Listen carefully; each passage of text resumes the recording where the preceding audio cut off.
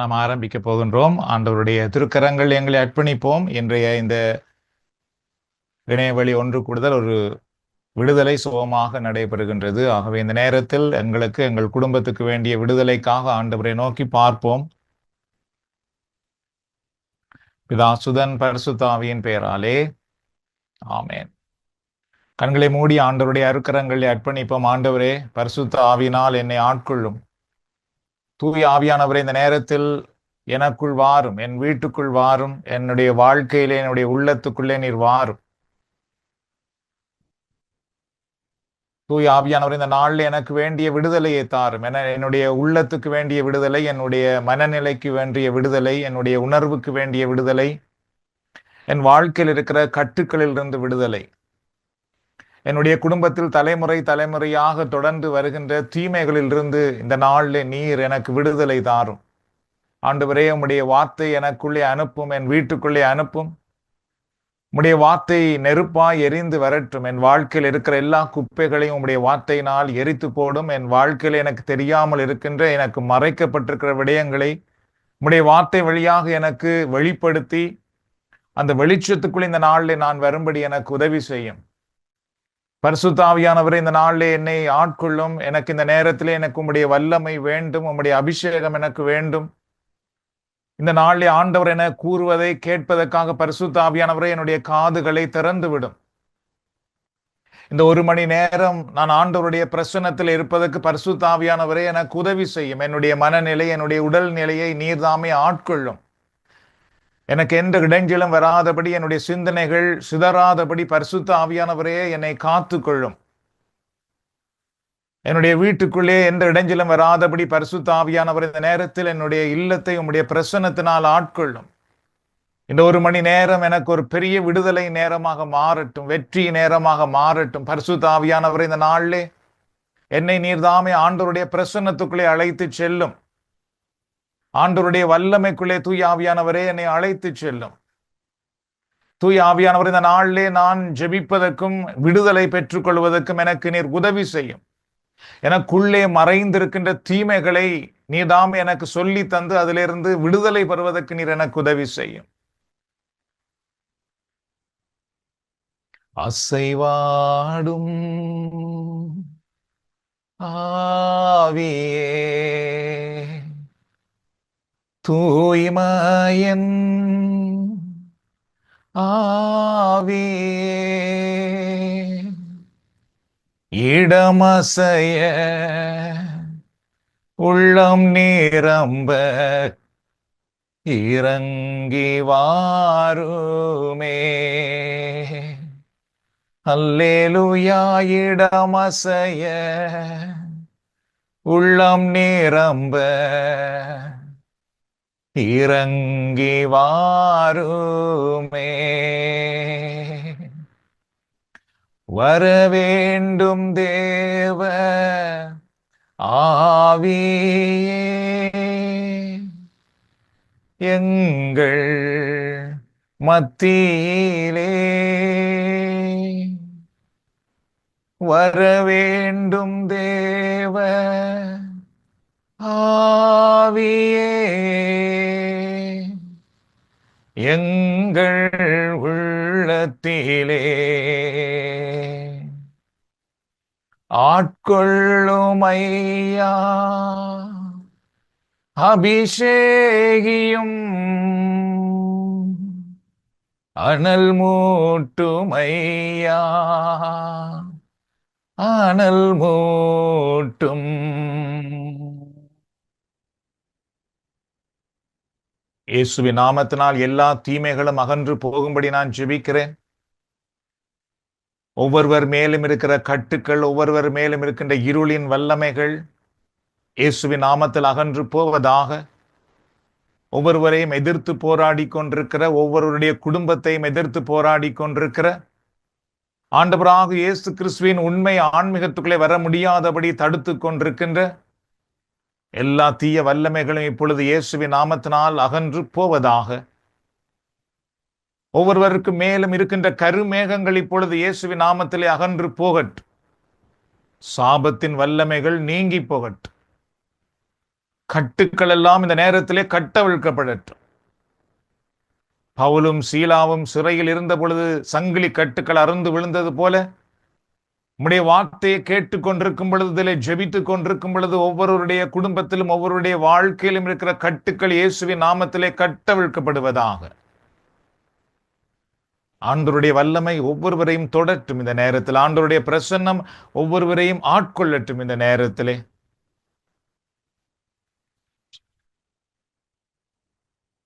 உம்மோடு இருப்பதுதான் உள்ளத்தின் வாஞ்சையா, சித்தம் செய்வதுதான்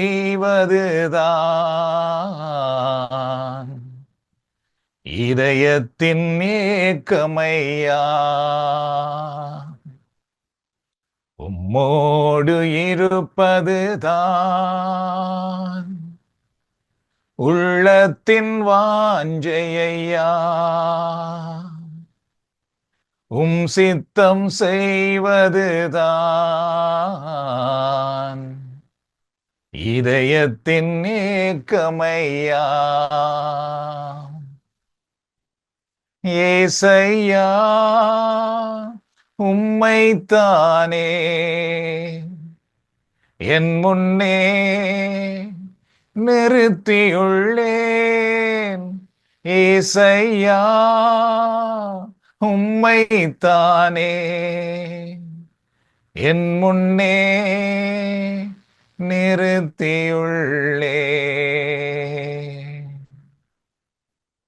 இயேசுவின் நாமத்தில் ஜெபித்தும்முடைய கரங்கள் எங்களை அர்ப்பணிக்கிறோம் எங்கள் நல்ல தந்தையே. ஆமென். பிதா சுதன் பரிசுத்த ஆவியின் பெயராலே ஆமென்.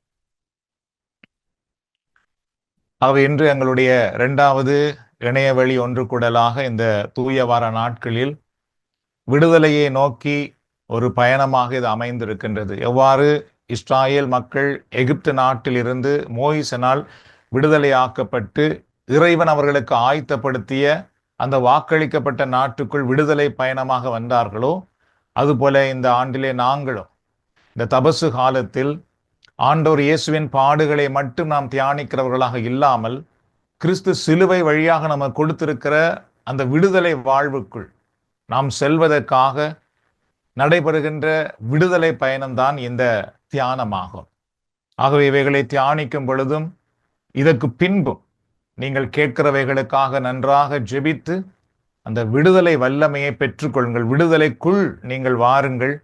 அது பெரிய ஆசீர்வாதத்தை உங்கள் வாழ்க்கையிலே கொண்டு வரும். சென்ற வாரம் நாங்கள் 2 முக்கிய விடயத்தை நாம் பார்த்தோம். விடுதலைக்குள் எப்படி நாம் வாழ்வது என்று நாம் பார்த்தோம். என்றால் விடுதலையை பற்றி கேட்பதல்ல, விடுதலைக்குள் எப்படி வாழ்வது. இயேசு விடுதலைக்காக மரித்தார் என்று நாம் கேட்கிறோம். ஆம், அப்ப இயேசுவால் கொடுக்கப்பட்ட விடுதலைக்குள் எப்படி நாம் வாழ்வது என்பது மிக மிக முக்கியமான ஒன்று. என்றால் நாம் அந்த விடுதலைக்குள் வாழ்வதற்காகவே இயேசு சிலுவையிலே மரித்திருக்கின்றார். அந்த அடிப்படையிலே நாங்கள் சென்ற வாரம் ஒரு இறை வார்த்தையை நாங்கள் பார்த்தோம். அதாவது மத்தேயு 1:21 அவர் ஒரு மகனை பெற்றெடுப்பார், அவருக்கு இயேசு என பெயரிடுவீர், ஏனெனில் அவர் தம் மக்களை அவர்களுடைய பாவங்களில் இருந்து மீட்பார் என்று நாம் பார்த்தோம். அந்த பாவங்களிலிருந்து மீட்பார் என்ற வார்த்தை கிரேக்க வார்த்தையில நீங்கள் பார்த்தீர்கள் என்றால் சோசோ அல்லது சோட்ரியா அப்படி என்று சொல்லப்படுகிறது. அதனுடைய முழு பொருள் என்னவென்றால், அழிவில் இருந்து, ஆபத்தில் இருந்து, தீமையில் இருந்து நாம் விடுவிக்கப்படுதலும் பாதுகாக்கப்படுதலும் என்று அர்த்தமாகும். ஆகவே இயேசு பாவங்களில் இருந்து நம்மை மீட்கின்றார் என்ற அதனுடைய பொருள் என்ன என்றால், பாவத்தினால் நமக்கு வந்த அழிவில் இருந்து, பாவத்தினால் நமக்கு வந்த தீமையில் இருந்து, பாவத்தினால் நமக்கு வந்திருக்கிற எல்லா விதமான இருளின் வல்லமையில் இருந்து நம்மை மீட்டு அதற்கு பின்பு அவர் நம்மை பாதுகாக்கின்றார் என்பதனுடைய அதான் அதனுடைய அர்த்தமாகும். இயேசு பாவங்களில் இருந்து நம்மை மீட்கின்றார் என்பதாகும். ஆகவே நாங்கள் அந்த வார்த்தையை பார்க்கும் பொழுது வெறும் பாவங்கள் என்று மீட்கின்றார், ஆகவே நம்முடைய பாவங்களுக்காக மனம் வருந்துவோம் என்று மட்டும் நாங்கள் நினைக்கிறோம். இல்லை, அதையும் தாண்டி பாவத்தினால் நமக்கு வந்திருக்கிற அழிவில் இருந்து இறைவன் நம்மை மீட்டு வாழ வைக்கின்றார் என்று அர்த்தமாகும். அதுக்கு பின்பு இன்னொரு முக்கியமான வசனத்தை நாங்கள் சென்ற வாரம் நாங்கள் பார்த்திருந்தோம். யோவான் 10ஆம் அதிகாரத்திலே 10வது இறை வார்த்தை, திருடுவதற்கும் கொள்ளுவதற்கும் அழிப்பதற்கும் அன்றி திருடர் வேறதற்கும் வருவதில்லை, ஆனால் மானிட மகனோ நிறை வாழ்வு கொடுப்பதற்காக வந்தார் என்று நாம் பார்த்தோம். ஆகவே சென்ற வாரம் நாங்கள் அந்த முக்கியமான விடயம் பார்த்தோம். நாங்கள் திருடப்பட்டிருக்கிறோம், நாங்கள் அழிக்கப்பட்டிருக்கின்றோம். சரியோ, நம்முடைய தலைமுறை திருடப்பட்டிருக்கிறது, நம்முடைய தலைமுறை அழிக்கப்பட்டு வந்து கொண்டிருக்கின்றது. அப்ப நாம் எங்கே திருடப்பட்டிருக்கிறோம், எங்கே அழிக்கப்பட்டிருக்கின்றோம் என்பதெல்லாம் நாங்கள் சென்ற வாரம் மிக மிக தெளிவாக பார்த்திருந்தோம். நாம் விசுவாசத்திலேயே திருடப்பட்டிருக்கிறோம், ஜெப வாழ்க்கையில் திருடப்பட்டிருக்கின்றோம், கிறிஸ்துவிடமிருந்து திருடப்பட்டிருக்கின்றோம். ஆனால் நாம் கிறிஸ்தவர்கள், கத்தோலிக்கர்கள் என்று சொல்லிக் கொண்டிருப்போம். ஆனால் நாம் திருடப்பட்டவர்களாகவே வாழ்ந்து கொண்டிருக்கின்றோம், ஒரு சிறையில் அடைபட்டவர்கள் போல, அல்லது உண்மை அறியாத இருட்டுக்குள் இருக்கிறது போலவே நாம் வாழ்ந்து கொண்டு வந்தோம். ஆனால் இந்த நாட்களே ஆண்டவர் எங்களை திருட்டிலிருந்து, அழிவிலிருந்து எங்களை மீட்டு வழி நடத்தி கொண்டு வருகின்றார். சோ இந்த பாதையிலே உங்களில் எத்தனை பேர் தொடர்ச்சியாக நடக்க விரும்புகிறீர்களோ அதுதான் உங்களுடைய அடுத்த தலைமுறைக்கு நீங்கள் கொடுக்க போகின்றீர்கள். நீங்கள் அந்த விடுதலைக்குள், அழிவிலிருந்து, திருட்டுக்குள்ளிருந்து வெளியே வர நீங்கள் அனுமதிக்கவில்லை என்றால், நீங்கள் அதை விரும்பவில்லை என்றால், உங்களுடைய தலைமுறை தொடர்ந்தும் அந்த திருட்டுக்குள்ளும் அந்த அழிவுக்குள்ளும் அகப்பட்டிருப்பதுதான் உண்மையாக இருக்கின்றது. ஆகவே இன்று நாம் பார்க்கின்ற தலைப்பு என்னவென்றால், இறை மக்கள் வாழ்வில் விடுதலையின் வல்லமை. எங்களுடைய வாழ்க்கையிலே விடுதலையின் வல்லமையை பற்றி நாம் இன்றைக்கு பார்க்க போகின்றோம்.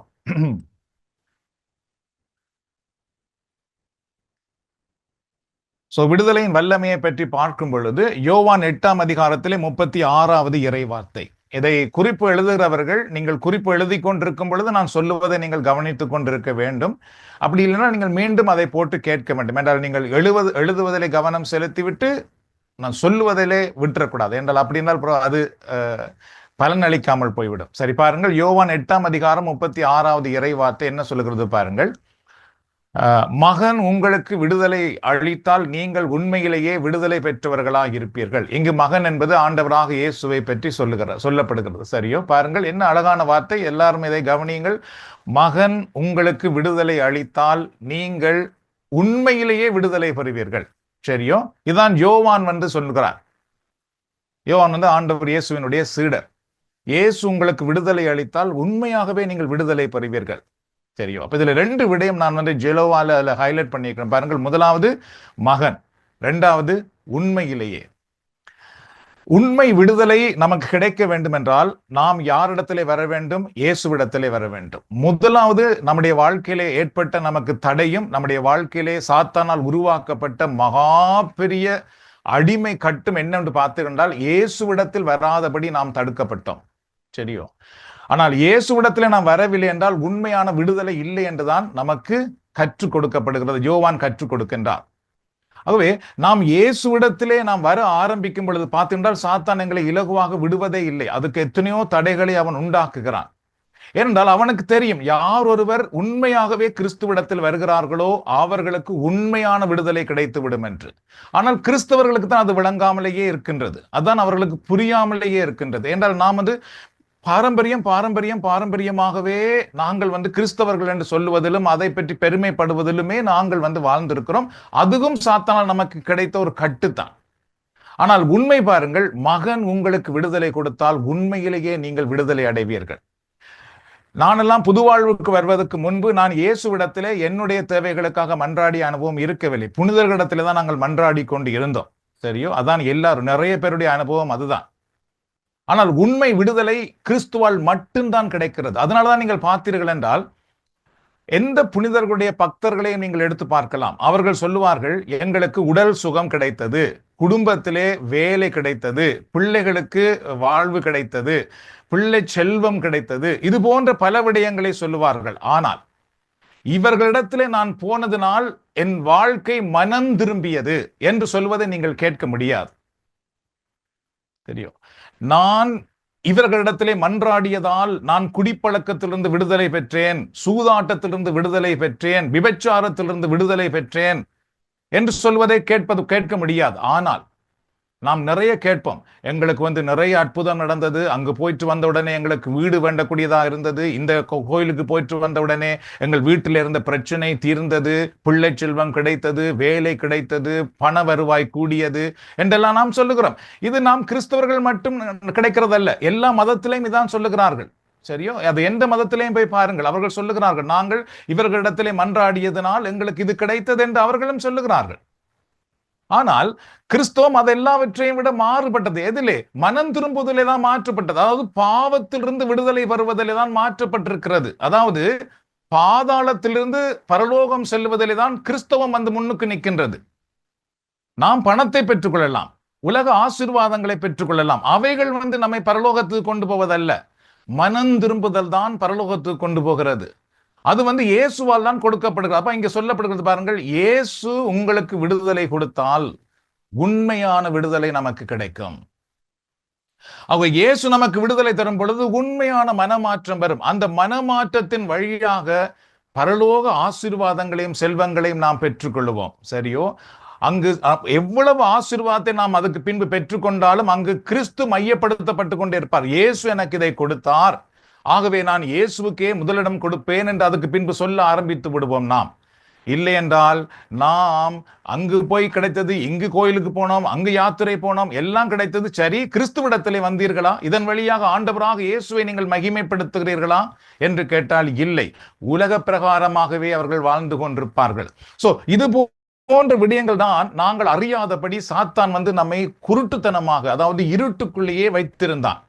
ஆனால் நாங்கள் ஒன்றை அறிந்து கொள்ள வேண்டும், பரிசுத்த ஆவியானவர் நம்ம கற்றுக் கொடுக்கும் பொழுது அதற்கு நாம் செவி சாய்க்க வேண்டும். இயேசு சொல்லுவார் தன் சீடர்களுக்கு உவமை வழியாக பேசிவிட்டு சொல்லுவார், இவைகள் எல்லாரும் அறியப்படக்கூடிய வாய்ப்பு அவர்களுக்கு கொடுக்கப்படவில்லை, ஆனால் உங்களுக்கு அது கொடுக்கப்பட்டிருக்கிறது.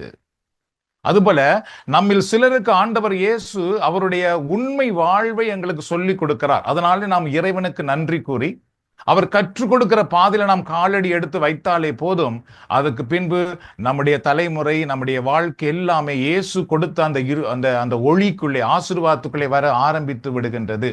சரி, சிறைப்பட்ட நம்முடைய வாழ்க்கையில பாருங்கள், மகன் விடுதலை கொடுத்தால் உண்மையாகவே விடுதலை. அப்ப முதல் மகன் ஆண்டவராக இயேசு நமக்கு எப்படிப்பட்ட விடுதலை கொடுக்கிறார் என்பதை நாம் வந்து அறிந்து கொள்ள வேண்டும்.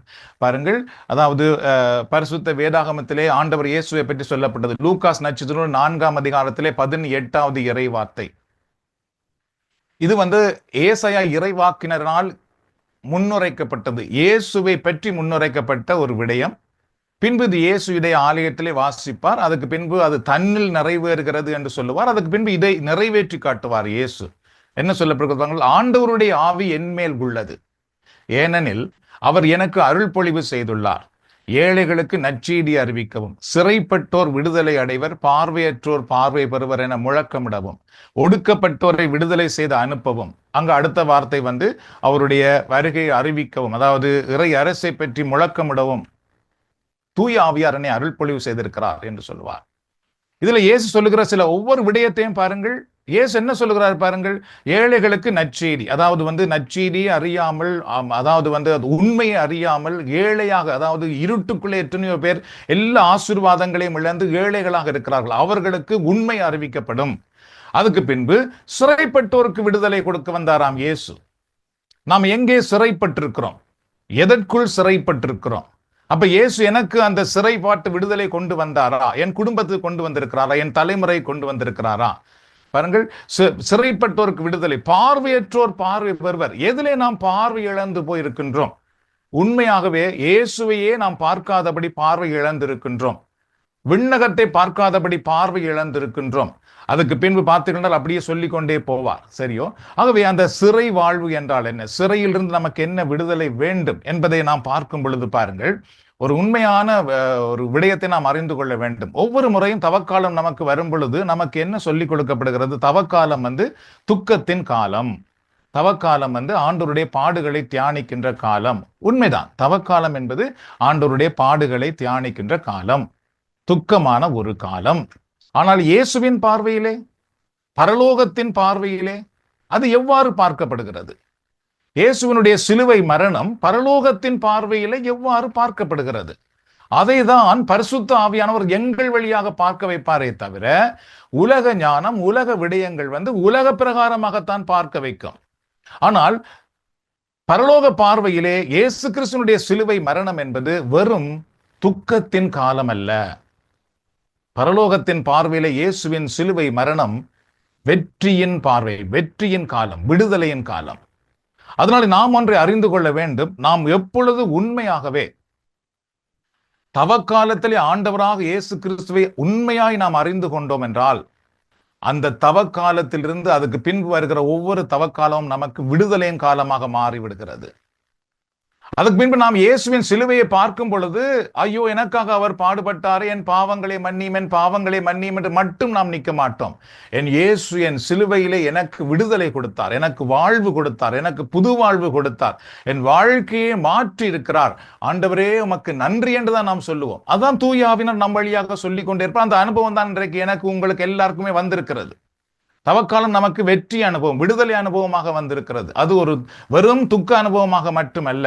ஆனால் நீங்கள் உலகம் முழுவதும் நீங்கள் பார்க்கும் பொழுது மக்கள் அதை வெறும் துக்கமாக மட்டும் அனுசரித்துக் கொண்டிருக்கின்றார்கள். ஏனென்றால் அதன் வழியாக சொல்லப்பட்ட செய்தி அவர்களை இன்னும் அறியாமல் இருக்கிறார்கள். அதை அனுபவிக்காமல் இருக்கிறார்கள். அனுபவிக்காமல் இருக்கும் வரைக்கும் தவக்காலம் நமக்கு துக்கமாகவே இருக்கும். இயேசு சிலுவையிலே மரித்து என் வாழ்க்கையை மாற்றினார், அந்த அனுபவம் எங்களுக்கு வந்து விட்டதென்றால் அதுக்கு பின்பு தவக்காலம் நமக்கு துக்கமான காலம் அல்ல, அது வெற்றியின் காலம், விடுதலையின் காலமாக மாற்றப்பட்டு விடுகிறது. அதுதான் உண்மை. ஆகவே அடுத்து நாம் என்ன பார்க்க போகிறோம் என்றால், சத்ரு நம்முடைய வாழ்க்கையில எவ்வாறு சிறை வாழ்வை கொண்டு வருகிறான். என் இயேசு சொல்லுகிறார் பாருங்கள், நானோ சிறைப்பட்டோரை விடுதலையாக்க வந்தேன். சரி, அப்படின்னா சத்துரு நம்முடைய வாழ்க்கையிலே எவ்வாறு நம்மை சிறைப்படுத்துகிறான், அதிலிருந்து நாம் எவ்வாறு விடுதலை பெறப்போகிறோம், அதை தான் இன்றைக்கு நாம் பார்க்க போகிறோம். என்றால் இது முக்கியமான ஒன்று. இந்த விடுதலையை நாம் பெற்றுக்கொண்டால் மட்டும்தான் நாம் மற்றவர்களை விடுதலையாக்க முடியும், நம்முடைய குடும்பத்தில் உள்ளவர்களை விடுதலையாக்க முடியும். நாம் இந்த விடுதலைக்குள் வரவில்லை என்றால் நாம் குடும்பத்தில் உள்ளவர்களையோ நம்முடைய தலைமுறையையோ அந்த விடுதலைக்குள் ஒரு போதும் வழி நடத்த முடியாது. ஆகவே கடவுள் நம்மை அதற்காக அழைக்கிறார். பாருங்கள் எவ்வாறு அந்த விடுதலைக்குள்ளே சிறைப்பட்ட விடுதலை எவ்வாறு உண்டாகிறது. 1 பேதுரு 5ஆம் அதிகாரத்தில் 8வது இறைவார்த்தை பாருங்கள். அறிவு தெளிவோடு இருங்கள், அறிவு தெளிவோடு விழிப்பாயிருங்கள். உங்கள் எதிரியாகிய அலகை யாரை விழுங்கலாம் என கட்சிக்கும் சிங்கம் போல் தேடி தெரிகிறது. சரி, இது எல்லாருக்குமே தெரிந்த வார்த்தை. இது பேதுரு சொல்லுகிறார் பாருங்கள். இது ஆண்டவருடைய பணியாளர், ஆண்டவரால் தெரிந்து கொள்ளப்பட்டவர், தன்னுடைய அனுபவத்தை அப்படியே சொல்லுகிறார். அறிவு தெளிவோடு இருங்கள், விழிப்பாயிருங்கள். உங்கள் எதிராளியாகிய அலகை யாரை விழுங்கலாம் என கட்சிக்கும் சிங்கம் போல் தேடி தெரிகிறான். இப்ப எப்பொழுதுமே அழகு என்ன செய்கிறானாம் பாருங்கள், ஒவ்வொருவரையும் யாரை விழுங்கலாம், எந்த குடும்பத்தை விழுங்கலாம், எந்த தலைமுறையை விழுங்கலாம் என்று அவன் தேடி திரிந்து கொண்டிருக்கிறானாம். அதனாலே பேதுரு சொல்லுகிறார், நீங்கள் விழிப்பா இருக்க வேண்டும், அறிவு தெளிவோடு இருக்க வேண்டும், இல்லை என்றால் நீங்கள் விழுங்கப்பட்டு விடுவீர்கள், உங்கள் குடும்பம் உங்கள் பிள்ளைகள் விழுங்கப்பட்டு விடுவார்கள். அப்ப இதுல 2 முக்கியமான விடயம் பாருங்கள். ஒன்று அறிவு தெளிவோடு இருங்கள், 2வது அவன் யாரை விழுங்கலாம் என்று தேடி திரிகிறான். முதலாவது என்ன, அது ஏன் பேதுரு அப்படி சொல்லுகிறார், அறிவு தெளிவோடு இருங்கள்? என்ன அறிவு தெளிவு நமக்கு வர வேண்டும்? இது முக்கியமாய் நாம் கேட்க வேண்டிய ஒரு கேள்வி அல்லவா? எந்த அறிவு நமக்கு வர வேண்டும்? பாரம்பரியத்தை பற்றி அறிவு நமக்கு வர வேண்டுமா? நமது குலம் கோத்திரத்தை பற்றி அறிவு நமக்கு வர வேண்டுமா? அல்லது உலகத்தை பற்றி அறிவு வர வேண்டுமா? இங்கு பேதுரு என்ன அறிவை பற்றி சொல்லுகிறார் என்றால், இறைவனை பற்றிய அறிவு, கிறிஸ்துவை பற்றிய அறிவிலே நீங்கள் தெளிவாக இருங்கள். அந்த அறிவு தெளிவு இல்லாதவர்கள் எல்லாம் பிசாசு விழுங்கி விடுவான். அப்ப இன்றைக்கு பரிசோதித்து பாருங்கள், நாம் நம்முடைய வாழ்க்கையிலே எத்தனையோ விடயங்களை அறிந்திருந்தோம், ஆனால் நற்செய்தி உண்மையாகவே இயேசுவை அறியாமல் போனோம். அவரை பற்றி நமக்கு ஒன்றும் தெரியாமல் இருந்தது. சரியோ, நான் இந்த ஜப கூட்டத்துக்கு போன பின்புதான் கடவுளை பற்றி, இயேசுவை பற்றி அறிந்தேன். இறைவார்த்தை என்றால் என்னென்று அப்பதான் எனக்கு தெரியும். இறைவார்த்தைக்குள்ள என்ன இருக்கிறது என்றதெல்லாம் அப்பதான் நான் பார்க்க ஆரம்பித்தேன். நான் 17 வயதிலே வந்தேன். அதுக்கு பின்பு அதை விட எத்தனையோ பேர் 100 வயதை வரையும் இருந்திருக்கிறார்கள். அவர்கள் இறைவார்த்தை வாசித்தே இருக்க மாட்டார்கள். அவர்களுக்கு இறைவார்த்தையிலே ஒன்றுமே தெரியாமல் இருக்கிறது. ஆனால் நாம் என்னென்னவோ பற்றியெல்லாம் பேசிக் கொண்டிருக்கிறோம், என்னென்னவோ செய்து கொண்டிருக்கிறோம். அவருக்கு திருவிழா கொண்டாடுகிறோம், இதுக்கு திருவிழா கொண்டாடுகிறோம், அதிலே பெருமையெல்லாம் அடைந்து கொண்டிருக்கின்றோம். ஆனால் அறிவு தெளிவோடு இருங்கள் என்று சொன்னாரே பேதுரு. நாம் அறிய வேண்டிய அறிவு, வேதாகமத்தை பற்றி அல்லது கடவுளை பற்றிய அறிவு நமக்கு இருந்ததா? திருமுழுக்கு பெற்றிருக்கிறோம். திருமுழுக்கை பற்றி என்ன தெரியும் எங்களுக்கு? முதல் நன்மை எடுத்தோம், சரியோ, முதல் அதாவது நற்கருணை எடுத்துக் கொள்கிறோம். நற்கருணையை பற்றி நமக்கு என்ன தெரியும்? யோசித்து பாருங்கள். அதுக்கு பின்பு பாவ சங்கீர்த்தனம் செய்கிறோம். பாவ சங்கீர்த்தனத்தை பற்றி நமக்கு என்ன தெரியும்? திருமணம் என்கிற அந்த திருவருட்சாதனத்தை பெற்றுக் கொள்கிறோம். அதை பற்றி நமக்கு என்ன தெரியும்? திருமறை சொல்லுவதை பற்றி நமக்கு என்ன தெரிந்தது?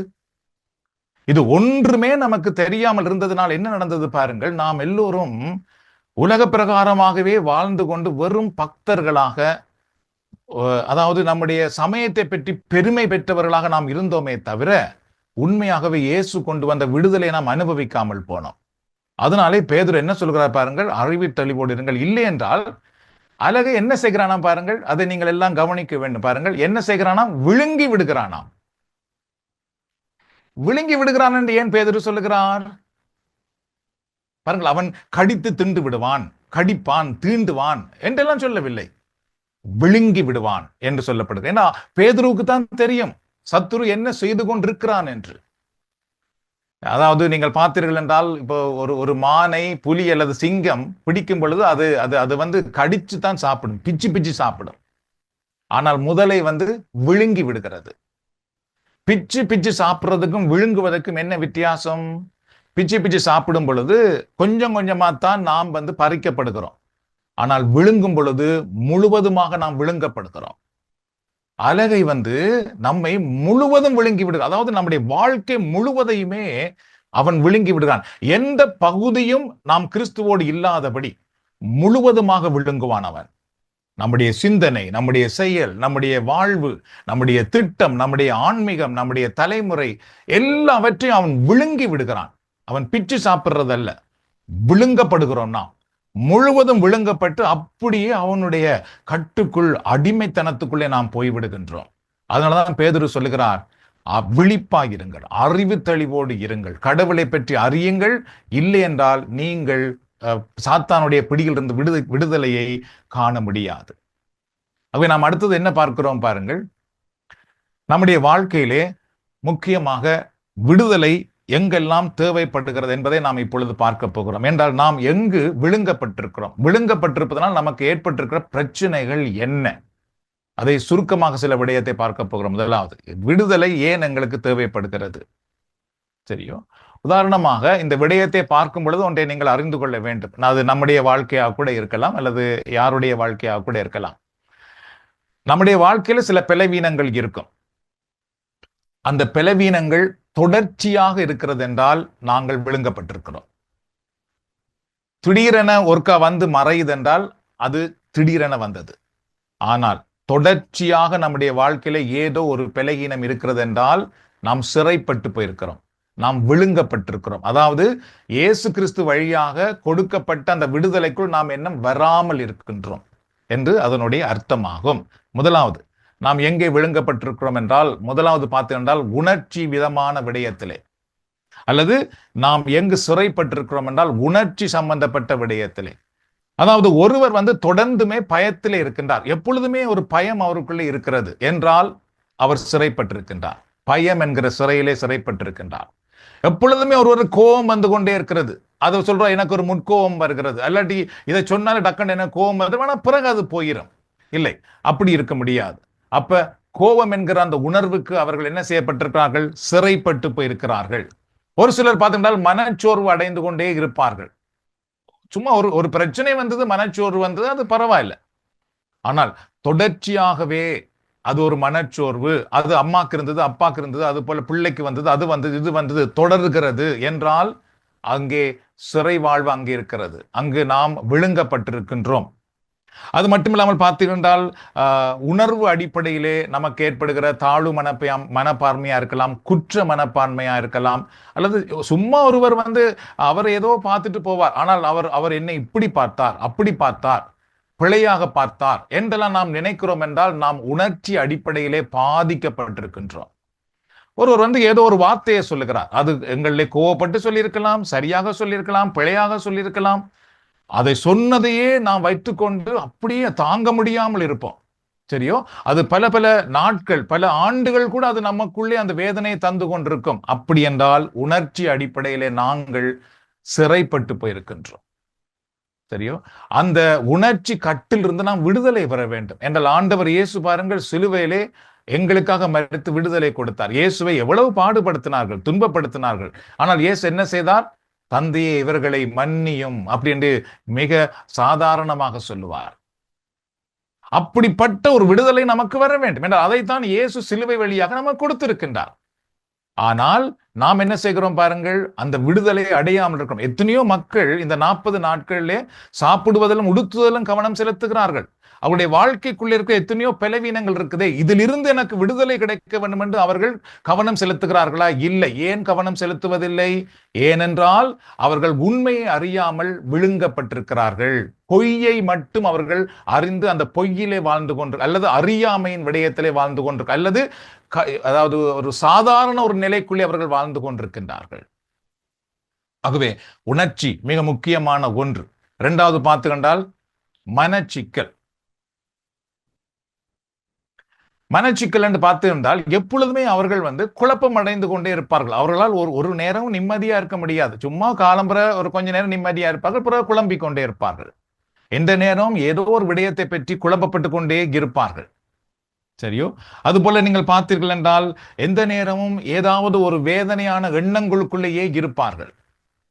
எந்த நேரம் ஏதோ ஒன்றை பற்றி கவலைப்பட்டு கொண்டே இருப்பார்கள். அப்படின்றால் அவர்கள் மனச்சிக்கலுக்குள்ளே இருக்கிறார்கள்.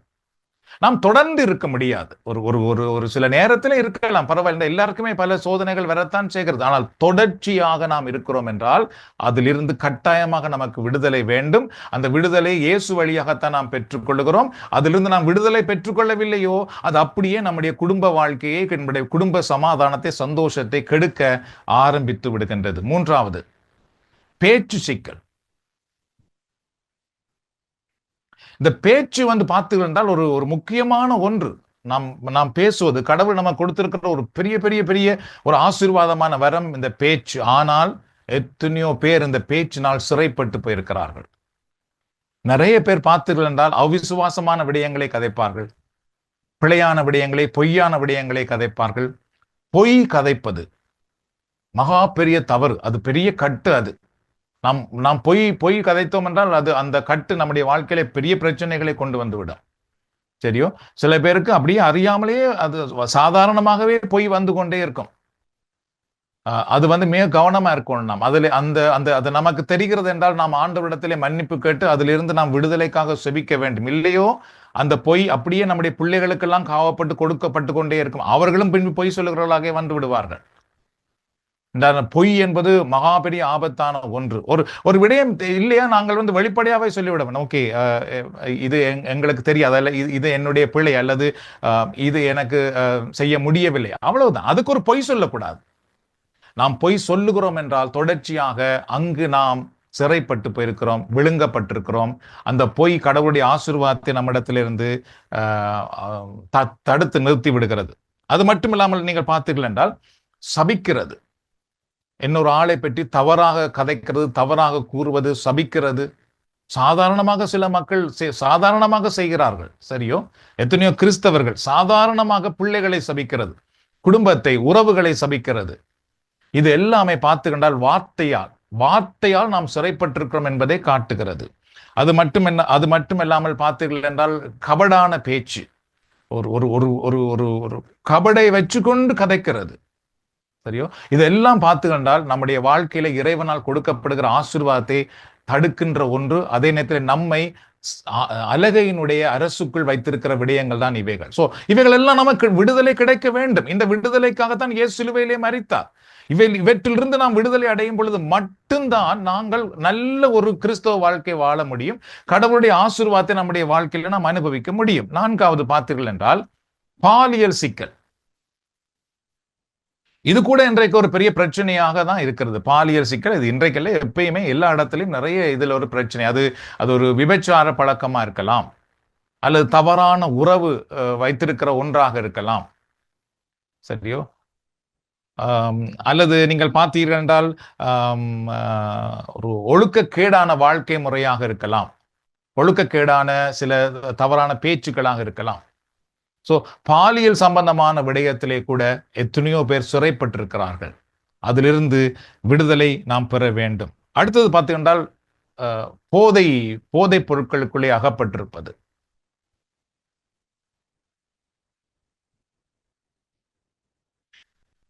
ஸோ நான் ஏற்கனவே சொன்னது போல போதை பொருள் அப்படி என்றால் தொடர்ச்சியாக அதுக்கு ஒரு அடிமையாக இருப்பதை பற்றி தான் நாம் கதைக்கிறோம். சரியோ? சும்மா சாதாரண கோபம் வரும். கோபம் வரத்தானே வேணும். கோபம் வராம இருந்தால் அவர் அவர் ஒரு மனிதர் அல்ல. சாதாரணமாக கோவிக்கிறதுல ஒரு பிரச்சனையும் இல்லை. ஆனால் எடுத்ததுக்கெல்லாம் கோபம் வந்து கொண்டிருக்குது, தொடர்ச்சியா கோபம் வந்து கொண்டிருக்கு. நோ, அப்படி என்றால் அதிலே நாம் சிந்திக்க வேண்டும். அது போலதான் இந்த போதை பொருட்கள் கூட. சரி, ஒரு சிலர் வந்து அந்த போதை பொருள் இல்லாமலே வாழ முடியாது. போதை பொருளாலேயே குடும்பத்திலே எவ்வளவு பிரச்சனை நடந்து கொண்டிருக்கிறது. சரியோ, கணவன் மனைவி சொல்றதை கணவர் கேட்காமல் போகிறார், பெற்றோர் சொல்றதை பிள்ளைகள் கேட்காமல் போகிறார்கள். போதை பொருள் இல்லை என்றால் அங்கு ஒன்றுமே இல்லை என்ற அளவுக்கு இன்றைக்கு நிறைய விடயங்கள் மாற்றப்பட்டிருக்கிறது. சோ இது போன்ற விடயங்கள் இருந்து நாம் விடுதலை பெறுவதற்காக தானே இயேசு சிலுவையிலே மரித்தார். ஆனா நாம் வந்து இந்த 40 நாள் ஒதுக்கிட்டு அதை ஒரு பெரிய விஷயமா காய்ச்சுன்னு இருப்போம். 41வது நாள் எப்படா உயிர்த்த ஞாயிறு வரும்னுட்டு அதுவரை காத்து கொண்டிருக்கிறோம்.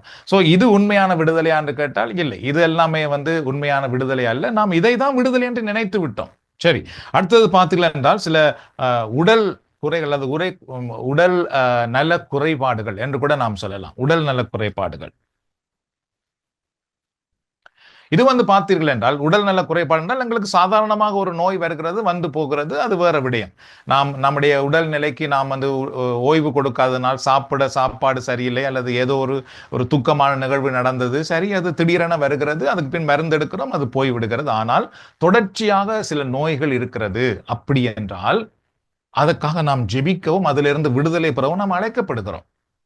என்றால் இயேசு சிலுவையில் என்ன செய்தாரா? நோய்களை சுமந்து கொண்டார், பிணிகளை ஏற்றுக்கொண்டார் என்று சொல்லப்படுகிறது. சரியோ, நோய்கள் என்பது வந்து மறைகிறது, பிணிகள் என்பது தொடர்ச்சியாக கடத்தப்பட்டு வருவது, தலைமுறையாக வருகிறது. ஆகவே நமக்கு ஒரு நோய் அப்பாக்கு இருந்தது, அம்மாக்கு இருந்தது, எங்களுக்கு வந்திருக்கு, அதுக்கு பின்பு அது அங்கால போறது அல்லது அதுக்கு மேலே இருந்தது, இது போன்ற சில விடயங்கள் இருக்கிறதாக இருந்தால் அதற்காக தான் இயேசு சிலுவையிலே மரித்தார். அதற்காக நாம் ஜெபிப்பதற்கு அழைக்கப்படுகிறோம். அதை நமக்கு அது ஒரு இது அப்பாக்கு இருந்தது தான் எனக்கும் வந்திருக்குது அப்படி என்று நாம் வைத்துக் கொண்டிருக்க கூடாது. அப்படி நான் வைத்துக் கொண்டிருந்தோம்னா அதை பிள்ளைகளுக்கு கொடுக்க போகிறோம். ஆகவே நாம் வந்து அதற்காக இப்பொழுது ஜெபிக்க ஆரம்பிக்கணும். ஆண்டவராக இயேசுவே, நீர் சிலுவையிலே எங்கள் நோய்களை எல்லாம் ஏற்றீர், எங்கள் பிணிகளை எல்லாம் ஏற்றீர். இதோ இந்த பிணிகள் எங்களுடைய தலைமுறைக்கு போகாதபடி இயேசுவின் நாமத்தில் நாங்கள் ஜெபிக்கிறோம். இது எங்களிடத்திலிருந்து எங்களோடு நிறுத்தப்படுவதாக, அது வேரோடு அற்று போவதாக என்றால் அதுதான், அதற்காகத்தான் இயேசு சிலுவையிலே மரித்தார். அந்த ஒரு பெரிய விடுதலைக்காக, அது மாத்திரையினால் மருந்தினால் கிடைக்காத ஒரு தெய்வீக விடுதலை தருவதற்காகத்தான் இயேசு மரித்தார். அதை நாம் பெற்றுக்கொள்ள வேண்டும். அதை பெற்று நாம் சான்று பகர்வதுதான் கடவுளுடைய நாமத்தை மகிமைப்படுத்துகிற ஒன்றாக இருக்கின்றது. சரி, அடுத்தது கடைசியாக நீங்கள் பார்த்தீர்கள் என்றால் பிழையான நம்பிக்கைகள். இதுவும் ஒரு முக்கியமான ஒன்று.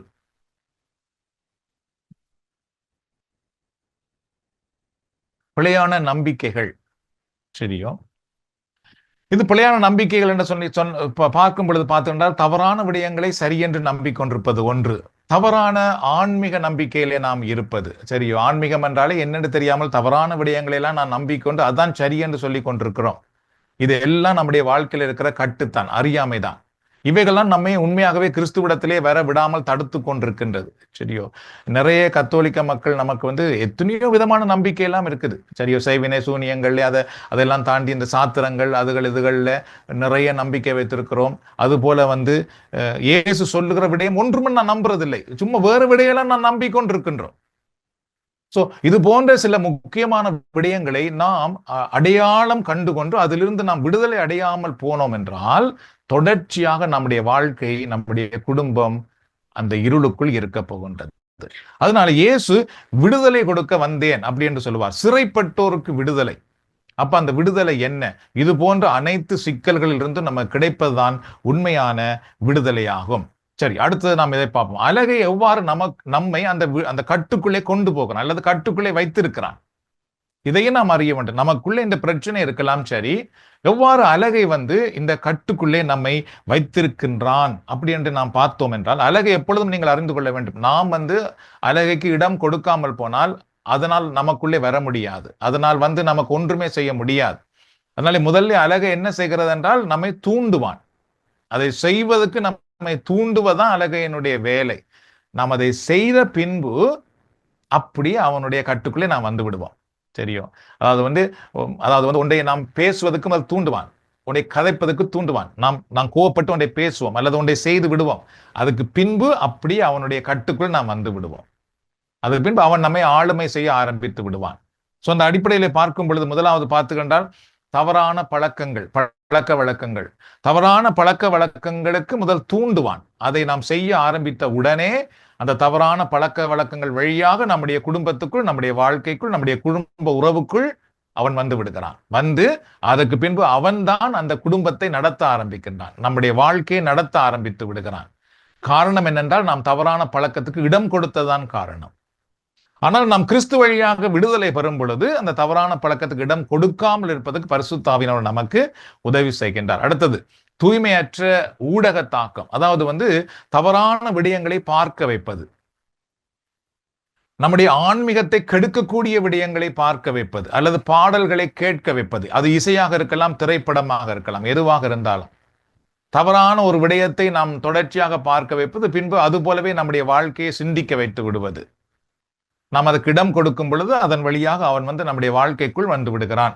அதுபோல தலைமுறை சாபங்கள் ஏற்கனவே சொல்லியிருக்கிறேன். சரியோ? தலைமுறை சாபம் என்பது நீங்கள் பார்த்தீர்கள் என்றால் எங்களுக்கு உண்மையாய் தெரிய வேண்டும். ஓகே, எங்களுடைய வீட்டிலே இது அம்மாவுக்கு அல்லது அப்பாக்கு அல்லது அதுக்கு மேலே எங்களுடைய பெரியப்பாக்கு அல்லது இது பிழையான குணம், இது பிழையான வாழ்க்கை முறை, இது பிழையான நடத்தை என்று எங்களுக்கு தெரிகிறது. சரி, அப்படி என்றால் அது நமக்குள் அல்லது நம்முடைய வீட்டுக்குள் வேற யாருக்கும் வந்திருக்கு என்று சொன்னால் அதை நாம் ஏற்றுக்கொண்டு வாழ ஆரம்பித்து விட்டோம் என்றால் சாத்தானுக்கு ஈஸியா போயிடும். அப்படியே உள்ளே அவன் குந்தி விடுவான். அவர்கள் செய்ததை விட எங்கள் வழியாக இன்னும் பல விடயங்களை அவன் செய்ய ஆரம்பித்து விடுவான். அதனால் நாம் அறிந்து கொள்ள வேண்டும். நோ, இது அவர்கள்ட்ட இருந்த பழக்கம், இது கூடாத பழக்கம், இது எங்களுக்குள்ளே இது வரக்கூடாது. நோ, இப்படி இது வரக்கூடாது, இது வேண்டாம் எங்களுக்கு. அதிலிருந்து எங்களுக்கு விடுதலை விட வேண்டும்.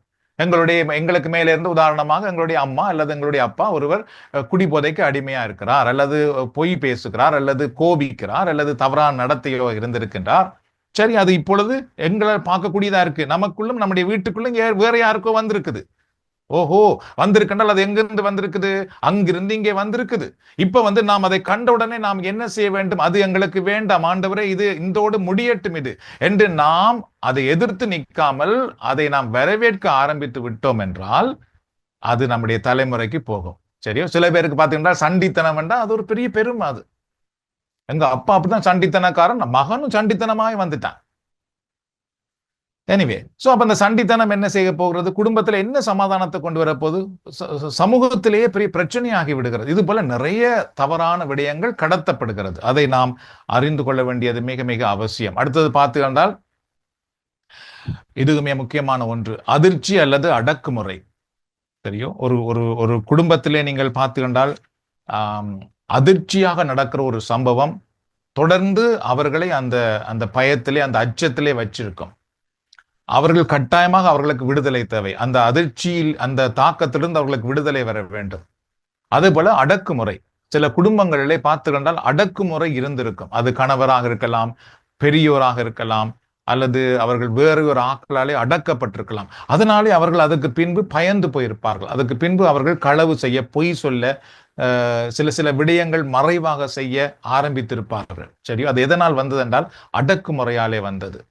அது போன்ற விடயங்களே அது நம்முடைய வாழ்க்கையில தாக்கத்தை துண்டாக்கின பின்பு அந்த வாழ்க்கை முறைகளை வந்து விடுவோம். அதுக்கு பின்பு அழகை அதன் வழியாக நம்முடைய எதிர்காலத்தை, நம்முடைய குடும்பத்தை எல்லாமே அவன் திருடவும் சிதைக்கவும் ஆரம்பித்து விடுவான். சோ இது போன்ற விடயங்களை நாம் அறிந்து கொண்டு இதற்காக நாம் ஆண்டவராக இயேசு கிறிஸ்துவிடத்திலே மன்றாடி விடுதலை பெற வேண்டியது மிக முக்கியமான ஒன்று.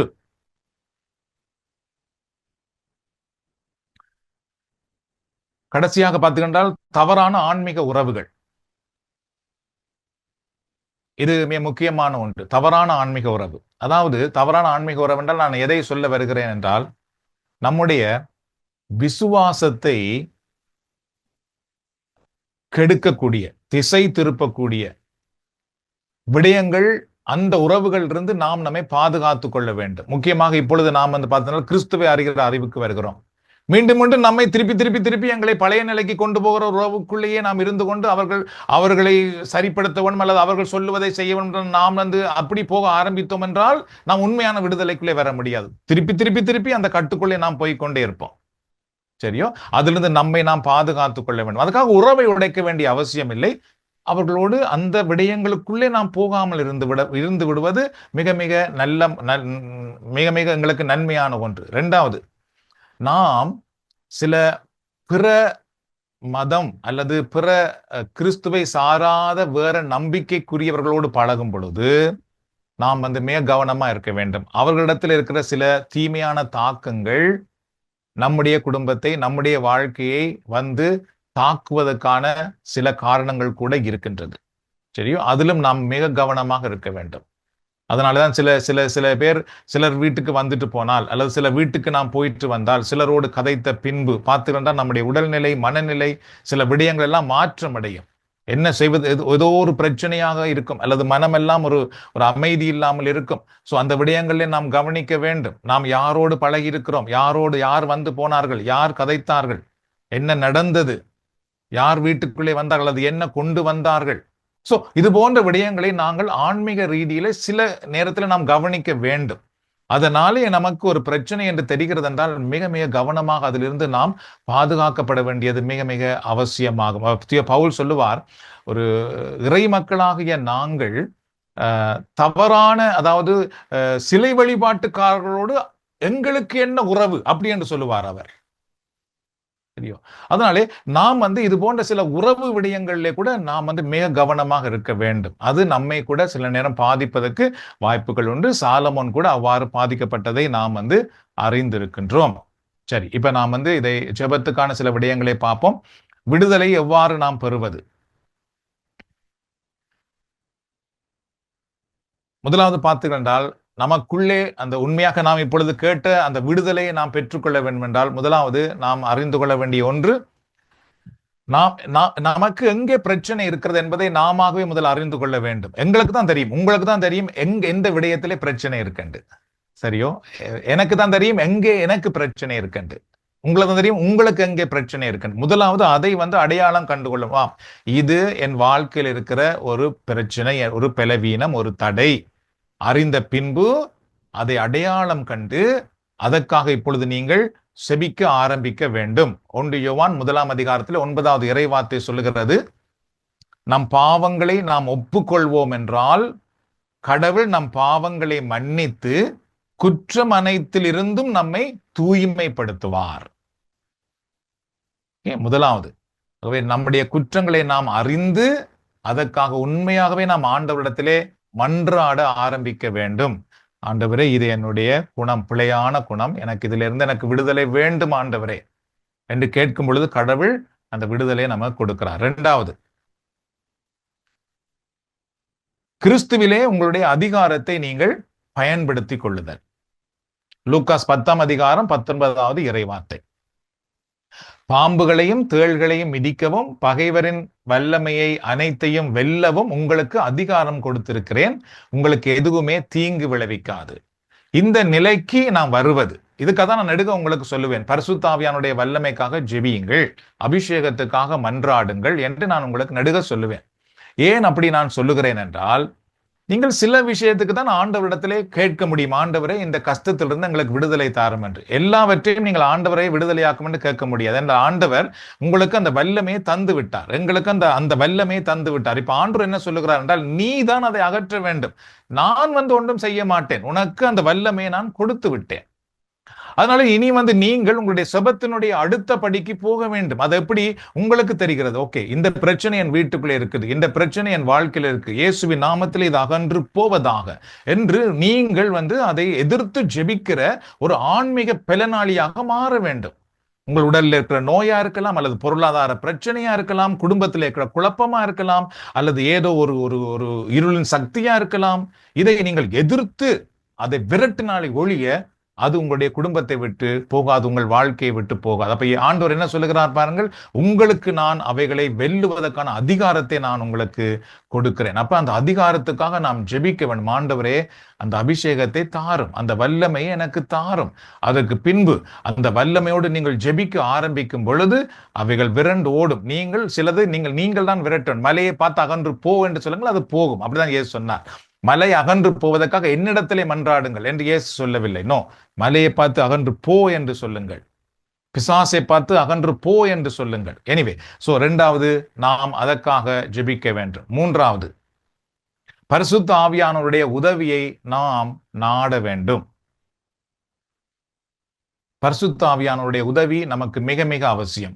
பரிசுத்த ஆவியானவர் 2 விடயம் நமக்கு செய்வார்.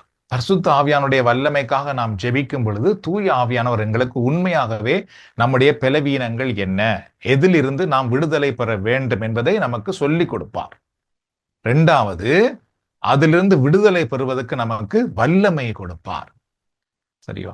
அதனாலதான் பரிசுத்த ஆவியானோட உதவி எங்களுக்கு தேவை. எங்களுக்கு தெரியாது எங்களிடத்துல என்ன பிழைகள் இருக்கிறது. உதாரணமாக நான் சொல்லுவது போல, தவக்காலம் என்றால் நாம் கடவுளுடைய பாடுகளை சிந்திப்போம், அப்படியே இருப்போம்.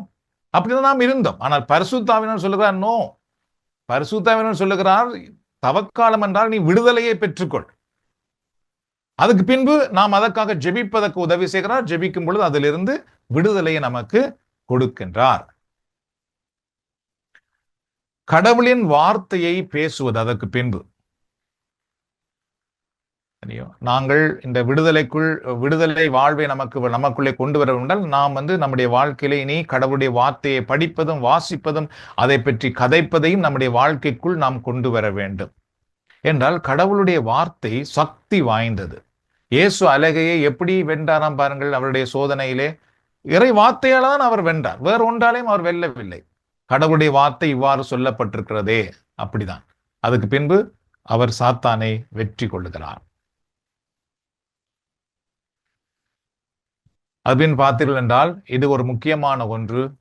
உங்களால் இயன்ற அளவுக்கு நல்ல ஆன்மீக சகோதர உறவை வளர்த்துக் கொள்வது, அதான் நமக்கு கிடைத்திருக்கிற இந்த புது வாழ்வு.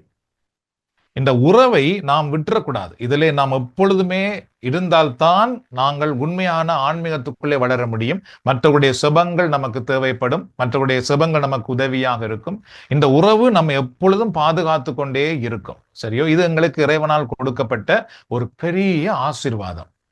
இது உலகத்திலிருந்து நமக்கு கிடைக்காது. இது இறைவன் கொடுத்திருக்கிறார், புது வாழ்வு உறவு என்பது. இந்த இப்படிப்பட்ட உறவுக்குள்ளே நாம் அகப்பட்டு அந்த உறவுக்குள்ளேயே நாம் இருந்து அந்த உறவினுடைய உதவியை பெற்று பெற்று பெற்று நாம் வாழ கற்றுக்கொண்டோம் என்றால் அது நம்முடைய வாழ்க்கையில ஒரு பெரிய வெற்றியை நமக்கு கொண்டு வருகிறது. சரியோ? ஆகவே கடைசியாக நீங்கள் பார்த்துக்கொண்டால் நம்முடைய வாழ்க்கையில எங்களுக்கு தேவையானது யாக்கோபு 4:7 என்ன சொல்லுகிறார்? எனவே கடவுளுக்கு பணிந்து வாழுங்கள், அழகையை எதிர்த்து நில்லுங்கள், அப்பொழுது அது உங்களிடமிருந்து ஓடி போய்விடும். 2 விடயத்தை யாக்கோபு சொல்லுகிறார். ஒன்று, கடவுளுக்கு பணிந்து வாழுங்கள். யாருக்கு பணிந்து வாழட்டாம்? கடவுளுக்கு. சரியோ? இதுவே கன பேருக்கு விளங்குறது இல்லை. கடவுளுக்கு பயந்து வாழ்றதுன்னா வெறும் கோயிலுக்கு போறது மதம் சொல்லி கொண்டிருக்கிறோம். ஆரோ சொல்றதல்ல. முதல் கடவுள் என்ன சொல்றாரோ அதுக்கு நீங்கள் பணிந்து வாழுங்கள், அவ்வளவுதான். 2வது, அதுக்கு பின்பு நீங்கள் அழகை எதிர்த்து நில்லுங்கள், அவன் ஓடி விடுவான். நீங்க எதிர்த்து நிற்கவில்லையோ அவன் ஓடிவிட மாட்டான்.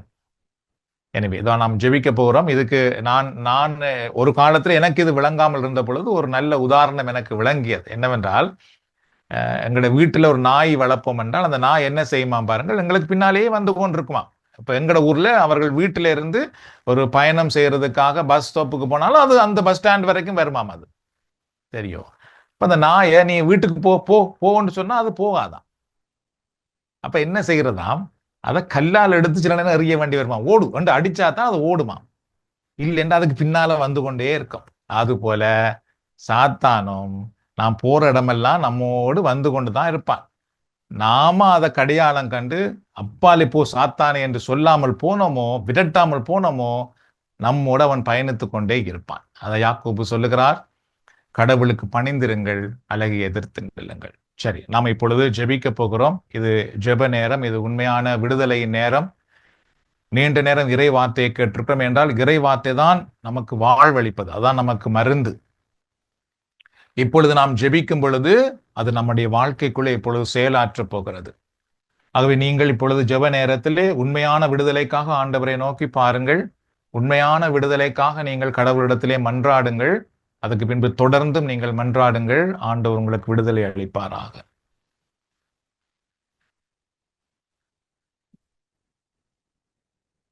அன்பின் ஆண்டவரே, இந்த நாளில் இறை மக்களுடைய விடுதலை வாழ்வை பற்றி நாங்கள் தியானித்து இருக்கின்றோம். ஆண்டவராக இயேசுவே, நீர் சிறைப்பட்டோரை விடுதலையாக்கவே இந்த உலகத்துக்கு நீர் வந்தீர். அந்த விடுதலையை எங்களுக்கு சிலுவை மரணத்தின் மூலமாகவே நீர் தந்திருக்கின்றீர். ஆகவே இந்த நேரத்திலே அந்த விடுதலையின் வல்லமை இதில் இணைந்திருக்கிற ஒவ்வொருவர் மேலும் இறங்கி வரட்டும். கல்வாரி சிலுவையின் வல்லமை இந்த நேரத்தில் ஒவ்வொருவருடைய வீட்டுக்குள்ளும் இறங்கி வரட்டும். இதில் இணைந்திருக்கிறதை பார்த்து கொண்டிருக்கிற ஒவ்வொருவர் மேலும் ஒவ்வொருடைய உடலுக்குள்ளும் ஆண்டவர் இயேசுவின் வல்லமை இறங்கி வருவதாக. நீர் கொண்டு வந்த உண்மையான விடுதலை எங்களுக்கு வேண்டும் ஆண்டவரே. உண்மையான விடுதலை எங்களுக்கு வேண்டும். எல்லா விதமான அலகையினால் நம்முடைய வாழ்க்கைக்குள், நம்முடைய குடும்பத்துக்குள், நம்முடைய உடலுக்குள் இருக்கின்ற கொண்டு வந்து வைக்கப்பட்டிருக்கிற எல்லா பலவீனங்கள், கட்டுக்கள், பாவ பழக்கங்கள், பாவத்தின் அதிகாரங்கள் அனைத்திலிருந்தும் இந்த நேரத்தில் நம்முடைய பிள்ளைகளுக்கு விடுதலை உண்டாகட்டும். விடுதலை உண்டாகட்டும். என்னை இப்போது தொடுவீரே ஏசையா, நான் குணமடைவேன், உடனே சுகம் பெறுவேன். என்னை இப்போது தொடுவீரே ஏசையா, நான் குணமடைவேன், உடனே சுகம் பெறுவேன். திரு ரத்தம் தளிப்பீரையா, நோய்கள் எல்லாம் மறைந்திடுமே. திரு ரத்தம் தளிப்பீரையா, பேய்கள் எல்லாம் ஓடிடுமே. நோய்கள் எல்லாம் மறைந்திடுமே. பேய்கள் எல்லாம் ஓடிடுமே. என்னை இப்போது தொடுவீரே ஏசையா, நான் குணமடைவேன், உடனே சுகம் பெறுவேன். நான் ஜெபிக்கிற இந்த ஜெப நேரத்திலே உண்மையாகவே நீங்கள் கல்வாரி சிலுவைக்கு முன்பதாக நிற்பதாகவும், அந்த கல்வாரி சிலுவையிலிருந்து ஆண்டவருடைய வல்லமை உங்கள் மேல் இறங்கி வருவதாகவும், ஆண்டவர் இயேசு தன்னுடைய 2 கரங்களையும் உங்கள் மேல் வைத்து உங்களை விடுதலையாக்குவதாக, உங்களை ஆசீர்வதிப்பதாக தயவு செய்த நேரத்தில் நீங்கள் உணர்ந்து கொள்ளுங்கள். அவருடைய வல்லமை உங்கள் மேல் வருவதாக நீங்கள் உணருங்கள். இயேசு உங்களை தொடுவதாக நீங்கள் உணருங்கள். அதைதான் ஆண்டவர் இயேசு சொன்னார். இந்த மலையை பார்த்து அகன்று போ என்றால் அது அகன்று போகும் என்றார். அதனுடைய அர்த்தம் என்னவென்றால், அது அகன்று போவதாக நீங்கள் பார்க்க வேண்டும், அதை உணர வேண்டும். அதுபோல இந்த நேரத்தில் உங்களுடைய உடலில் இருக்கிற நோய்கள் குணமடைவதாக உணருங்கள். உங்கள் உள்ளத்தில் இருக்கிற பாரங்கள் நீங்குவதாக உணருங்கள். உங்களுடைய உடலில் இருக்கிற பலவீனங்கள் இப்பொழுது அகன்று போவதாக உணருங்கள். இருளின் வல்லமைகள் நீங்கி போவதாக உணருங்கள். கட்டுக்கள் ஒவ்வொன்றும் கட்டவிழ்க்கப்படுவதாக இப்பொழுது உணருங்கள். உங்கள் உடலில் இருக்கிற மூட்டு வலிகள் அல்லது உடலில் இருக்கிற வீக்கங்கள் வற்றி போவதாக, மறைந்து போவதாக இப்பொழுது பாருங்கள். இயேசு உங்களை தொடுகிறார். உங்களுடைய உடல்ல எந்த பகுதியில நோவு இருக்கிறதோ அந்த பகுதியிலே ஆண்டவருடைய கரம் இப்பொழுது உங்களை தொடுகிறது.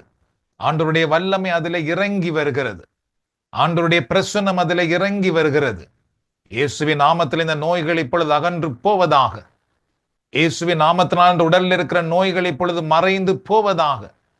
இந்த மலையை பார்த்து அகன்று போவென்றால் அது அகன்று போகும் என்று சொன்னீரே. இந்த நோய்களை பார்த்து அகன்று போகும்படி நான் கட்டளை இடுகிறேன். இயேசுவின் நாமத்தினால் அவைகள் அகன்று போகட்டும். பரம்பரை பரம்பரையாக வருகின்ற நோய்கள், பிணிகள் இப்பொழுது இல்லாமல் போவதாக, மறைந்து போவதாக.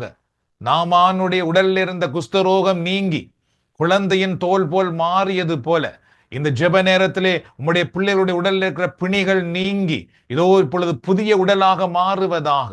புதிய வல்லமையை பெற்றுக்கொள்ளுவதாக. உடலுக்குள்ள இருக்கிற எரிச்சல்கள் நீங்கி போகட்டும். உடலுக்குள்ளே இருக்கின்ற மறைந்திருக்கிற எல்லா நோய்களையும் இப்பொழுது அகன்று போகட்டும். இவர்களுக்கு தெரியாமலேயே உடலுக்குள் இப்பொழுது உருவாகி கொண்டிருக்கின்ற மறைந்திருக்கின்ற எல்லா நோய்களும் இயேசுவின் நாமத்திலே இப்பொழுது இல்லாமல் போவதாக. இயேசு கிறிஸ்துவின் திரு ரத்தம் உச்சம் தலையிலிருந்து உள்ளம் கால்வரை இதில் இணைந்திருக்கிற ஒவ்வொருவரையும் கழுவட்டும். இந்த நேரத்திலே இயேசுவின் இரத்தத்தினால் எல்லா நோய்களும் கழுவப்பட்டு வெளியே போகட்டும். இயேசுவின் இரத்தத்தினால் உடலில் இருக்கிற எல்லா கரைகளும் கழுவப்பட்டு வெளியே போகட்டும். இயேசுவின் வல்லமையினால் ஒவ்வொருடைய உள்ளத்திலே இருக்கின்ற பாரங்கள், பயங்கள், அச்சங்கள், அவிசுவாசங்கள் எல்லாம் இப்பொழுது வெளியே போவதாக. ஆண்டவர் இயேசுவின் நாமத்திலே ஒவ்வொருவரையும் இப்பொழுது நான் விடுதலை ஆக்குகிறேன்.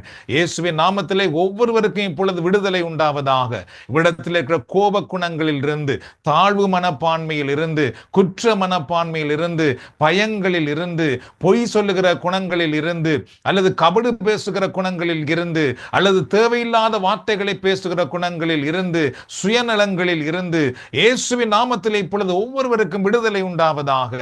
மகன் இயேசு விடுதலை ஆக்கினால் மெய்யாகவே நீங்கள் விடுதலை ஆவீர்கள் என்று சொல்லப்பட்டிருப்பதனாலே இயேசு கிறிஸ்துவின் விடுதலை இப்பொழுது ஒவ்வொருவருக்கும் கிடைப்பதாக. இயேசுவின் வல்லமையினால் இப்பொழுது உண்மையான விடுதலை உண்டாவதாக. தீமைகள் இப்பொழுது வெளியேறட்டும் ஆண்டவரே. கட்டுக்கள் இப்பொழுது கட்டவிழ்க்கப்படட்டும் ஆண்டவரே. சிறை கதவுகள் இயேசுவின் நாமத்தினால் இப்பொழுது திறக்கப்படுவதாக, உடைக்கப்படுவதாக. இவர்களுக்கு முன்பாக இருக்கிற எல்லா விதமான தடைகளை இப்பொழுது நீங்கி போவதாக.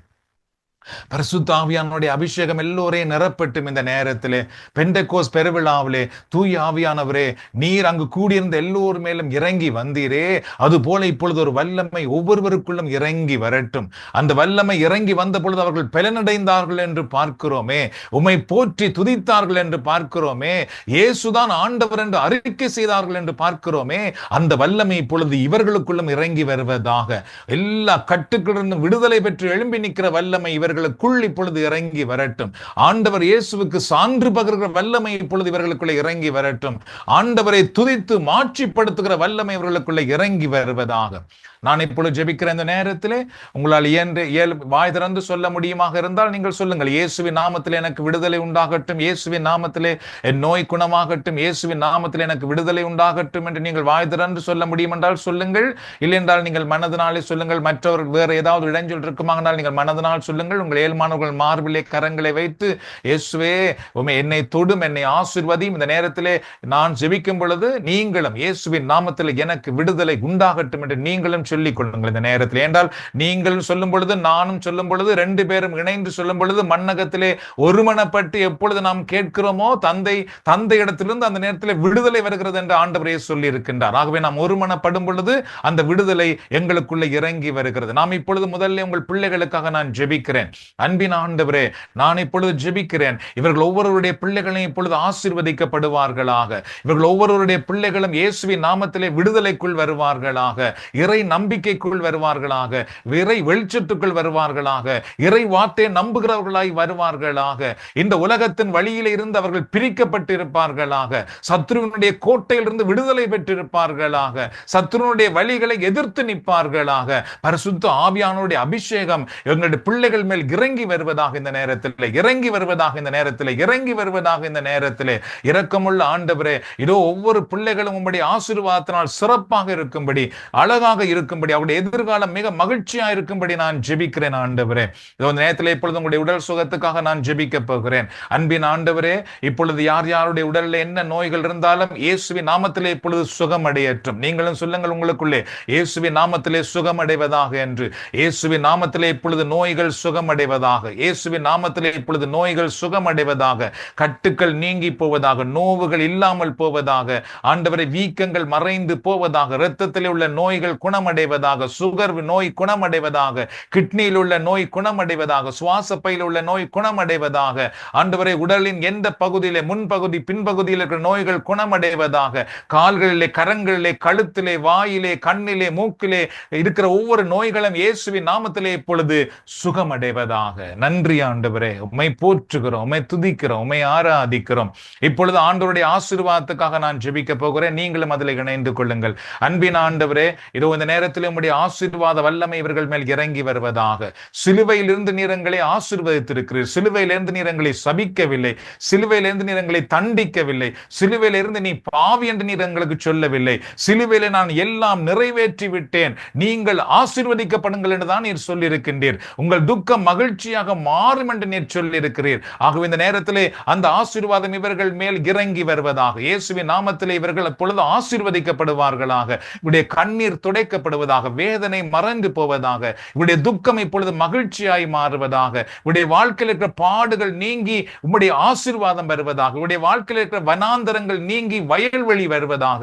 இவருடைய வாழ்க்கையில் இருக்கிற பற்றாக்குறைகள் நீங்கி போதுமானதுக்கு மேலான ஆசீர்வாதங்கள் வருவதாக.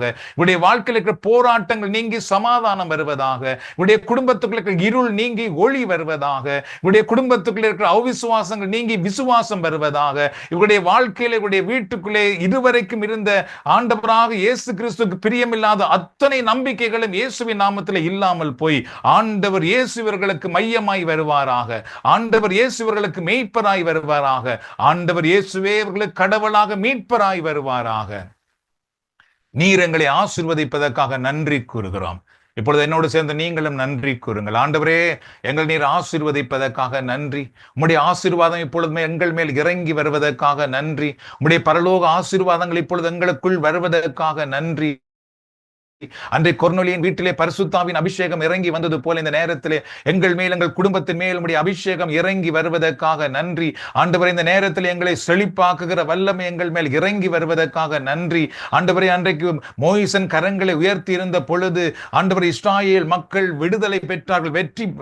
இஸ்ரவேல் ராணுவம் வெற்றி அடைந்தது போல இந்த நேரத்தில் நாங்கள் கரங்களை உயர்த்தி கொண்டிருக்கும் பொழுது உம்முடைய ஆசீர்வாதம் எங்களுக்குள்ளே வருவதற்காக நன்றி. ஆண்டவரே, எங்களோடு எதிர்த்து போராடி கொண்டிருந்த எல்லா இருளின் வல்லமைகளை இப்பொழுது தோற்கடிக்கப்படுவதற்காக நன்றி. ஆண்டவரே, எங்களை எதிர்த்து நின்ற எல்லா இருளும் இப்பொழுது விலகி போவதற்காக நன்றி. ஆண்டவரே, எங்களை எதிர்த்து நிற்கிற எல்லா நோய்களையும் இப்பொழுது அகன்று போவதற்காக ஸ்தோத்தரிக்கிறோம். உம்முடைய அபிஷேகத்துக்காக நன்றி. ஆண்டவரே, எங்களை தொட்டு ஆசீர்வதிப்பதற்காக நன்றி கூறுகிறோம். நன்றி கூறுகிறோம். ஹல்லேலூயா.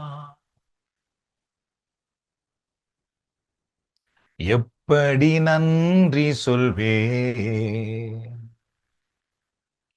என் இயேசு ராஜாவே, நன்றி நன்றி ராஜா, நன்றி இயேசு ராஜா, நன்றி நன்றி ராஜா,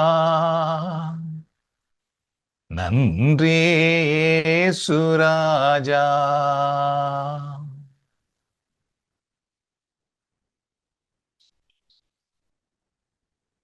உம்மை போற்றுகிறோம். இறுதி ஆசீர்வாதத்தை நாம் பெற்றுக்கொள்ளலாம். ஆண்டவராகிய கடவுள் எப்பொழுதும் உங்களுக்கு முன் சென்று உங்களை வழி நடத்துவாராக. ஆண்டவராகிய கடவுள் எப்பொழுதும் உங்களுக்கு பின்னென்று உங்களை பாதுகாப்பாராக. ஆண்டவராகிய கடவுள் எப்பொழுதும் உங்களுக்கு மேலே இருந்து உங்களை ஆசீர்வதிப்பாராக. ஆண்டவராக இயேசு கிறிஸ்துவின் அருளும் கடவுளின் அன்பும் பரிசுத்த ஆவியின் ஐக்கியமும் நம் அனைவரோடும் நம்முடைய குடும்பத்திலும் எப்பொழுதும் இருப்பதாக. பிதா சுதன் பரிசுத்த ஆவியின் பெயராலே ஆமென்.